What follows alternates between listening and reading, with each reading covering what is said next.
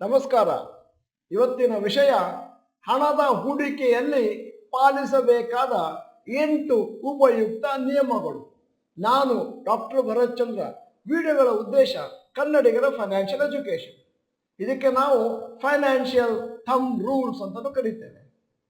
ನಮ್ಮ ಜೀವನದಲ್ಲಿ ಕೆಲವು ಥಂಬ್ ರೂಲ್ಗಳಿದ್ದಾವೆ. ಅದನ್ನ ಈಸಿಯಾಗಿ ನೆನ್ಪಿಟ್ಕೋಬಹುದು, ಅದರಿಂದ ಉಪಯೋಗವನ್ನು ಕೂಡ ಪಡೆಯಬಹುದು. ಹಾಗೇನೆ ನಮ್ಮ ಪರ್ಸನಲ್ ಫೈನಾನ್ಸಲ್ಲಿ ಕೂಡ ಒಂದಷ್ಟು ಥಂಬ್ ರೂಲ್ಗಳಿದ್ದಾವೆ. ಅದನ್ನ ನಾವು ನೋಡ್ಕೊಂಡು ಹೋದ್ರೆ ಮುಂದಿನ ದಿನಗಳಲ್ಲಿ ಇಮೋಷನ್ ಅನ್ನ ಕಮ್ಮಿ ಮಾಡಬಹುದು, ರಿಸಲ್ಟ್ ಅನ್ನ ಜಾಸ್ತಿ ಮಾಡಬಹುದು. ಇವತ್ತು ನಿಮ್ಮ ಮುಂದೆ ಒಂದಷ್ಟು ಥಂಬ್ ರೂಲ್ಗಳು ನಿಲ್ತಾ ಇದ್ದೇನೆ. ಅದನ್ನು ದಯವಿಟ್ಟು ನೋಟ್ ಮಾಡಿಕೊಂಡು ನಿಮ್ಮ ಜೀವನದಲ್ಲಿ ಬಳಸಿಕೊಳ್ಳಿ. ಈಗ ಮೊದಲನೇ ನಿಯಮ ಸೇವಿಂಗ್ಸ್ ರೇಟ್. ನಿಮ್ಮ ವಯಸ್ಸು ಎಷ್ಟಾದರೂ ಹಾಕ್ಕೊಳ್ಳಿ, ನಿಮ್ಮ ಹತ್ರ ಬರುವಂತ ಹಣ ಅದೇನು ಟ್ಯಾಕ್ಸ್ ಪೇ ಆಗಿ ನಿಮ್ಮ ಕೈಗೆ ಸಿಗುತ್ತೆ, ಅದರಲ್ಲಿ ಕನಿಷ್ಠ ಪಕ್ಷ 30% ಅದಾದರೂ ನೀವು ಉಳಿತಾಯ ಮಾಡಬೇಕಾಗುತ್ತೆ, ನಿಮ್ಮ ಉಜ್ವಲ ಭವಿಷ್ಯಕ್ಕಾಗಿ, ಮುಂದಿನ ದಿನಗಳಿಗಾಗಿ. ಅಕಸ್ಮಾತ್ ನೀವೇನಾದರೂ ಬೇಗ ರಿಟೈರ್ ಆಗಬೇಕು, ಬೇಗ ಫೈನಾನ್ಷಿಯಲ್ ಫ್ರೀಡಮ್ ಅನ್ನ ಕಂಡ್ಕೋಬೇಕು ಅಂತಂದ್ರೆ ಆವಾಗ 50% ಉಳಿಸುವಂತ ಪ್ರಯತ್ನವನ್ನು ಮಾಡಬೇಕು. ಹೀಗೆ ನೀವು ಪ್ರತಿ ತಿಂಗಳು ಉಳಿಸ್ಕೊಂಡು ಹೋಗ್ತೇನೆ ಅಂತಂದ್ರೆ ನಿಮ್ಮ ಸಿಚುವೇಶನ್ ಬಹಳ ಚೆನ್ನಾಗಿರುತ್ತೆ. ಮತ್ತೆ ಇನ್ಕ್ರೀಸಿಂಗ್ ಯರ್ ಇನ್ಕಮ್ ಆರ್ ರೆಡ್ಯೂಸಿಂಗ್ ಎಕ್ಸ್ಪೆನ್ಸಸ್ಗೆ ಅನುಕೂಲ ಆಗುತ್ತೆ. ಎರಡನೇದು ಕಾರ್ ಅಫೋರ್ಡಬಿಲಿಟಿ. ಇತ್ತೀಚಿನ ದಿನಗಳಲ್ಲಿ ಕಾರನ್ನು ಕೊಳ್ಳುವುದು ಬಹಳ ಸುಲಭ ಆಗಿದೆ. ಯಾಕಂದ್ರೆ ಎಲ್ಲರಿಗೂ ಕೂಡ ಲೋನ್ ಸಿಗುತ್ತೆ. ಅಂತಹ ಸಂದರ್ಭದಲ್ಲಿ ಈ 2 ನಿಯಮಗಳನ್ನು ನೆನಪಿನಟ್ಟುಕೊಳ್ಳಿ. ಮೊದಲನೇದು, ನೀವು ಕಾರಿಗೆ ಡೌನ್ ಪೇಮೆಂಟ್ ಆಗಿ ಕನಿಷ್ಠ 20% ಆದರೂ ಕಟ್ಟಬೇಕಾಗುತ್ತೆ. ಎರಡನೇದು, ಒಮ್ಮೆ ಕಾರಿನ EMI ಸ್ಟಾರ್ಟ್ ಆಯಿತು ಅಂತಂದ್ರೆ ನಿಮ್ಮ ಟೇಕ್ ಹೋಮ್ ಸ್ಯಾಲ್ರಿ ಏನಿದೆ ಅದರದ್ದು ಮಿನಿಮಮ್ 10% ಒಳಗಡೆ ಇರಬೇಕಾಗುತ್ತೆ. ಅದಕ್ಕಿಂತ ಜಾಸ್ತಿ ಇತ್ತು ಅಂತಂದ್ರೆ danger signals of bad finance. ಈಗ ಮೂರನೆಯದು ಹೆಲ್ತ್ ಇನ್ಶೂರೆನ್ಸ್. ನಿಮ್ಮ ಎಂಪ್ಲಾಯರು ನಿಮಗೆ ಹೆಲ್ತ್ ಇನ್ಶೂರೆನ್ಸ್ ಅನ್ನು ಪ್ರೊವೈಡ್ ಮಾಡ್ತಾ ಇದ್ದಾರೋ ಇಲ್ವೋ ಅದು ಸಂಬಂಧಪಟ್ಟದ್ದಲ್ಲ. ಆದರೆ ನಿಮ್ಮದೇ ಆದಂತ ಹೆಲ್ತ್ ಇನ್ಶೂರೆನ್ಸ್ ನಿಮಗಿರಬೇಕು. ಅಕಸ್ಮಾತ್ ಏನಾದರೂ ಕಂಪನಿ ಚೇಂಜ್ ಮಾಡಿದಂತ ಪೀರಿಯಡ್ ನಲ್ಲಿ ತೊಂದರೆ ಆದ್ರೆ ಅಥವಾ ಎಂಪ್ಲಾಯರ್ ಇನ್ಶೂರೆನ್ಸ್ ನಲ್ಲಿ ಏನಾದರೂ ಲಿಮಿಟ್ಗಳನ್ನು ಹಾಕಿದಾಗ ನಿಮ್ಮ ಮಿನಿಮಮ್ ಕವರೇಜ್ 3 ರಿಂದ 5 ಲಕ್ಷ ಇರಬೇಕು ಫಾರ್ ಸೆಲ್ಫ್ ಅಂಡ್ ಫ್ಯಾಮಿಲಿ. ಆದರೆ ಇನ್ನೊಂದು 10 ಲಕ್ಷವನ್ನು ಟಾಪ್ ಅಪ್ ಮಾಡೋದು ಒಳ್ಳೆಯದು. ಯಾಕಂದ್ರೆ ಟಾಪ್ ಅಪ್ಪಿಗೆ ಜಾಸ್ತಿ ಹಣವನ್ನು ಕಟ್ಟಬೇಕಾಗಿಲ್ಲ. ಕೇವಲ 300-500 ರೂಪಾಯಿ ಕಟ್ಟಿದ್ರು ಕೂಡ 10 ಲಕ್ಷ ಸಿಗುತ್ತೆ. ಅದಾದ್ಮೇಲೆ ನೀವೇನಾದ್ರೂ ಹೊಸದಾಗಿ ಮುಂದಿನ ದಿನಗಳಲ್ಲಿ ತಗೊಳ್ತೇನೆ ಅಂತಂದ್ರೆ ಹೆಲ್ತ್ ಇನ್ಶೂರೆನ್ಸ್ಗೆ ಜಾಸ್ತಿ ಕಾಸ್ಟ್ ಬೀಳುತ್ತೆ. ಅದಕ್ಕೋಸ್ಕರ ನಾವು ಹೇಳ್ತೇವೆ, ಆದಷ್ಟು ಬೇಗ ಹೆಲ್ತ್ ಇನ್ಶೂರೆನ್ಸ್ ಅನ್ನು ನಿಮ್ಮ ಜೀವನದಲ್ಲಿ ಅರ್ಲಿ ಅಂದ್ರೆ ನಿಮ್ಮ ಚಿಕ್ಕಂದಿನಲ್ಲಿ ತೆಗೆದುಕೊಂಡಿ. ನಾಲ್ಕನೇದು ಎಮರ್ಜೆನ್ಸಿ ಫಂಡ್. ಎಮರ್ಜೆನ್ಸಿ ಫಂಡ್ ಇರೋದು job loss, sudden health issues etcetera ಯಾರಿಗೂ ಕೂಡ ಆಗ್ಬೋದು, ಯಾವಾಗ ಕೂಡ ಆಗ್ಬೋದು. ಅದರಿಂದಾಗಿ ಒಂದಷ್ಟು ಬಫರ್ ಅಮೌಂಟ್ ಅನ್ನ ಎಮರ್ಜೆನ್ಸಿ ಫಂಡ್ ಅಂತ ರೆಡಿ ಮಾಡಬೇಕು. ಎಷ್ಟು ಅಂತ ನಿಮಗೇನಾದ್ರೂ ಕುತೂಹಲ ಇದ್ರೆ ಕರೆಕ್ಟ್ ಆಗಿ ಹೇಳ್ತಾ ಇದ್ದೇನೆ.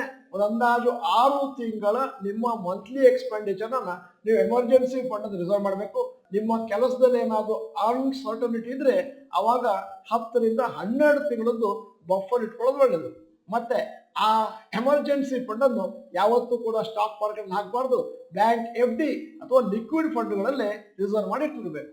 ಈಗ 5ನೆಯ thumb rule for life insurance.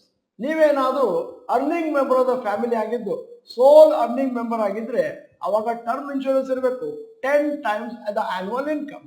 ನಿಮ್ಮ ಮೇಲೆ ಜಾಸ್ತಿ ಜನ ಡಿಪೆಂಡೆಂಟ್ಸ್ ಇದ್ದಾರೆ ಮತ್ತೆ ಜಾಸ್ತಿ ಫೈನಾನ್ಷಿಯಲ್ ನೀಡ್ಸ್ ಇದಾವೆ ಅಂತಂದ್ರೆ ಅವಾಗ ನೀವು ಇನ್ನೊಂದು ಇನ್ಶೂರೆನ್ಸ್ ಕಂಪನಿಯಿಂದ ಅಥವಾ ಸಪರೇಟ್ ಆಗಿ ಇನ್ನೊಂದು 10 times ದ ಆನ್ಯುವಲ್ ಇನ್ಕಮ್ ಆ ಇನ್ಶೂರೆನ್ಸ್ ಅನ್ನು ಕೂಡ ಟರ್ಮ್ ಇನ್ಶೂರೆನ್ಸ್ ತಗೊಳ್ಬಹುದು. ನಿಮ್ಮ ಹತ್ರ ಏನಾದ್ರೂ ಎಂಡೋಮೆಂಟ್ ಇದ್ರೆ ಅಥವಾ ಮನಿ ಬ್ಯಾಕ್ ಪಾಲಿಸೀಸ್ ಇದ್ರೆ ಅದನ್ನ ಈ ಕ್ಯಾಲ್ಕುಲೇಷನ್ ಅಲ್ಲಿ ತಗೋಬೇಡಿ. ಯಾಕಂದ್ರೆ ಅದರಲ್ಲಿ ಪ್ರೀಮಿಯಂ ಜಾಸ್ತಿ, ಕವರೇಜ್ ಕಮ್ಮಿ ಇರುತ್ತೆ. 6ನೆಯದ್ದು ಸ್ಟಾಕ್ ಮಾರ್ಕೆಟ್ ಇನ್ವೆಸ್ಟ್ಮೆಂಟ್. ನಿಮ್ಮ ಒಟ್ಟು ಉಳಿತಾಯದ ಹಣದಲ್ಲಿ 30 ರಿಂದ 40% ಅನ್ನು ನೀವು ಸ್ಟಾಕ್ ಮಾರ್ಕೆಟ್ ಅಲ್ಲಿ ಇನ್ವೆಸ್ಟ್ ಮಾಡಬಹುದು. According to the capacity you have to manage. Expect returns of up to 7% or more than the inflation rate. ಅಂದ್ರೆ ಇನ್ಫ್ಲೇಷನ್ 6 ರಿಂದ 7% ಅಂತಂದ್ರೆ ನೀವು 13 ರಿಂದ 14% ಪ್ರಯಾಣವನ್ನ ಸ್ಟಾಕ್ ಮಾರ್ಕೆಟ್ ಇಂದ ನಿರೀಕ್ಷೆ ಮಾಡಬಹುದು. ಆದರೆ ಸಾಮಾನ್ಯವಾಗಿ ಸ್ಟಾಕ್ ಮಾರ್ಕೆಟ್ ಇಂದ ಕಮ್ಮಿ ನಿರೀಕ್ಷೆ ಮಾಡಿ ಮುಂದೆ ಏನಾದರೂ ಜಾಸ್ತಿ ಹಣ ಬಂದ್ರೆ ಅದರಿಂದಾಗಿ ಪಾಸಿಟಿವ್ ಆಗಿ ಸರ್ಪ್ರೈಸ್ ಕೊಡೋದನ್ನೇ ಬೆಟ್ರು ಅಂತ ಹೇಳ್ತೇವೆ. ಅದರ ಬದಲಾಗಿ ನೀವೇನಾದ್ರೂ 20% ಬರುತ್ತೆ 30% ಬರುತ್ತೆ ಅಂತ ತಿಳ್ಕೊಂಡ್ರೆ ಅದು ತಪ್ಪಾಗ್ಬೋದು. ಅಲ್ಲದೆ ಯಾವುದೇ ಒಂದು ಪೋರ್ಟ್ಫೋಲಿಯೋನ ಬಿಲ್ಡಪ್ ಮಾಡಬೇಕಾದ್ರೆ ಶಾರ್ಟ್ ಟರ್ಮ್ ನಲ್ಲಿ ದಯವಿಟ್ಟು ಅದರ ಯಾವುದೇ ಒಂದು ಜಡ್ಜ್ಮೆಂಟ್ ಮಾಡ್ಲಿಕ್ಕೆ ಹೋಗಬೇಡಿ. ಯಾಕಂತಂದ್ರೆ ಸ್ಟಾಕ್ ಮಾರ್ಕೆಟ್ ಅನ್ನೋದು ಲಾಂಗ್ ಟರ್ಮಿಗೆ. ಒಮ್ಮೆ ಶೇರ್ ಅನ್ನು ಕೊಂಡುಕೊಂಡ ಮೇಲೆ 3 ತಿಂಗಳಿಗೊಮ್ಮೆ ಆ ಷೇರುಗಳನ್ನು ನೀವು ಮಾನಿಟರ್ ಮಾಡ್ತಾ ಹೋಗಬೇಕು. ಅಲ್ಲದೆ ಷೇರು ಮಾರುಕಟ್ಟೆಯಲ್ಲಿ ಯಾವುದೇ ಸ್ಟಾಕ್ ಅನ್ನು ಖರೀದಿ ಮಾಡೋದು ಕೂಡ ಮಿನಿಮಮ್ 6 ವರ್ಷಕ್ಕೆ ಅದನ್ನ ಇಟ್ಕೊಳ್ತೇನೆ ಅಂತ ಭಾವಿಸಿದ್ರೇನೆ ಅಥವಾ ಅದನ್ನು ಇಟ್ಕೊಂಡ್ರೇನೆ ಆವಾಗ ನಿಮಗೆ ಜಾಸ್ತಿ ಪ್ರಾಫಿಟ್ ಆಗುತ್ತೆ. ಈಗ 7ನೇಯದ್ದು ರಿಯಲ್ ಎಸ್ಟೇಟ್ ಇನ್ವೆಸ್ಟ್ಮೆಂಟ್. ನೀವೇನಾದರೂ ಮನೆ ತಗೊಳ್ಬೇಕು ಅಂತ ಅದಕ್ಕೆ ಸಾಲ ತಗೊಳ್ತೀನಿ ಅಂತಂದ್ರೆ ಮೊದಲ 10 ವರ್ಷ ನಾವು ಹೇಳೋದು ಮನೆಯನ್ನು ತಗೊಳ್ಬೇಡಿ, ಸಾಲನು ತಗೊಳ್ಬೇಡಿ. ಯಾಕಂದ್ರೆ ಮನೆಯನ್ನು ರೆಂಟಿಗೆ ತಗೊಳ್ಳೋದು ಬಹಳ ಕಾಸ್ಟ್ ಇಫೆಕ್ಟಿವ್ ಆಗಿರುತ್ತೆ. In the beginning stages of your life. Home loan ಅನ್ನು ಏನಾದರೂ ತಗೊಳ್ತೀನಿ ಅಂತಂದ್ರೆ ಅದರ EMI should not be more than 30% of your after tax income.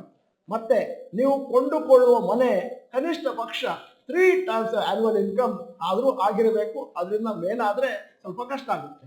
ಈಗ 8ನೇದು ಟಾರ್ಗೆಟ್ ರಿಟೈರ್ಮೆಂಟ್ ಪರ್ಪಸ್. ನೀವು 60 ವರ್ಷಕ್ಕೆ ರಿಟೈರ್ ಆಗಬೇಕು. ರಫ್ಲಿ ಎಸ್ಟಿಮೇಟ್ ಮಾಡಿ ನಿಮ್ಮ monthly expenses at that particular age ಎಷ್ಟಿರ್ಬೋದು. ಅದಾದ್ಮೇಲೆ ನೀವು ಇನ್ಫ್ಲೇಷನ್ ಅನ್ನ ಅಕೌಂಟಿಗೆ ತಗೊಳ್ಬೇಕು. ಮಂತ್ಲಿ ಎಕ್ಸ್ಪೆನ್ಸಸ್ 2 ಲಕ್ಷ ಅಂತ ಆದ್ರೆ ಅಟ್ ದ ಏಜ್ ಆಫ್ 60, ಅದಾದ್ಮೇಲೆ ನೀವು ಲೆಕ್ಕ ಹಾಕಬೇಕು 85 ವರ್ಷದವರೆಗೆ ಎಷ್ಟು ಹಣ ಬೇಕಾಗುತ್ತೆ. ಅಲ್ಲಿಗೆ 2 ಲಕ್ಷ ಇಂಟು 12 ತಿಂಗಳು ಇಂಟು 25 ವರ್ಷ ಅಂದ್ರೆ 6 ಕೋಟಿಗೆ ಬರುತ್ತೆ.